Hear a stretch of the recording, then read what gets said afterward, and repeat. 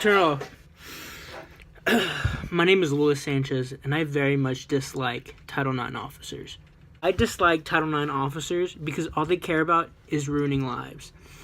All they do is try to appease the federal government by kicking out a certain number of students in order to look like they're actually doing something. And if not, they might risk losing their job. Currently, as a student here in college, I decided to conduct my own research and interview with my local Title IX officer. I wanted to ask the hard-hitting questions to expose who they really are. The first thing I asked her was, I asked her about kangaroo courts. Kangaroo courts. The most unlawful way to dictate if someone is innocent or guilty. How is she going to explain that? Kim Simone, I am the Title IX coordinator, and I have been at Tech for 14 years. So I think kangaroo court is a little bit ridiculous. Sure, but yeah. I think there are definitely schools that have run a bad process that may have fairly or unfairly gotten that reputation. So the process can always go wrong. That's no doubt. But it is true that we run an administrative process. So our faculty and staff members here act similar to what a jury would be out in the criminal world. And so, yes, people involved at the institution do come to a decision. But like I said, that's our version of a jury, same as you would go through if you're in a criminal trial. Okay, well, maybe kangaroo courts isn't the most accurate description of what they do. What about the checks and balances? How are we sure that these people aren't making the decisions based off their own personal biases?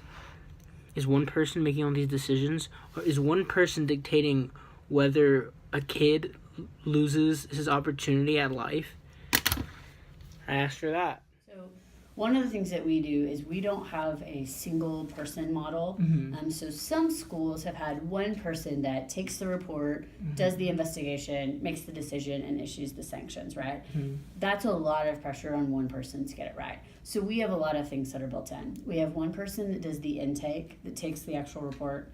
We have somebody else that comes in and does the investigation, gathers the facts, puts the report together. We have a completely separate group that actually takes that report and makes a decision. It is almost always a panel in a Title IX case. Students could request just a university administrator. We have people that are trained, but overwhelmingly it's a panel. And the panel has 3 people, so that way it's 3 different viewpoints, 3 different people discussing, debating, trying to come to a decision, instead of, again, just one person making a final decision.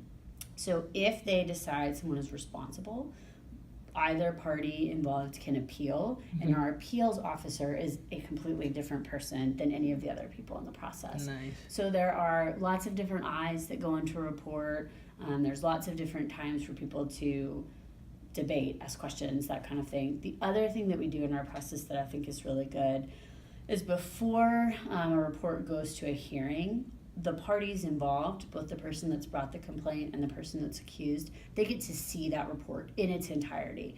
They see any evidence that's been submitted, they can see who made witness statements, and they get a chance to clarify. If they feel like there are any mistakes in the report, they can also ask for questions. So they could say, I have a question for this witness, or I have a question for the other party. And so they're really involved in crafting that report as well. Okay, maybe she has a point there. What about the federal government? She can't lie about that. The federal government does look over the Title IX officers, don't they? That's where they get all their money. Because if they fail to live up to the Title IX expectations, they risk losing out on millions and millions of dollars on Title IX lawsuits.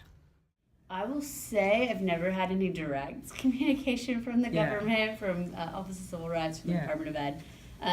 I know why people think that. It hasn't been our experience at all, nor has that directive been given to us by anybody at the institution. So I think that's much more of a public perception. I think it's more of a PR kind of question. I would say there's a lot more pressure actually from people on Twitter or social media, activists, for there to be a certain outcome rather than there being like a secret list. You know what? I was wrong with Title IX officers. They're all really great people. They're only just looking out for us students. So when everything goes the way it's supposed to, nobody even knows what's happened, right? Yeah. The cases we see on social media, the cases that we see go to court, Baylor. that's happened because something bad has happened, something out of the ordinary, something out of their process. And so when we're doing our jobs well, you have no idea that we're doing them. And so the times that you do see it, it really casts a bad light on what we do the rest of the time.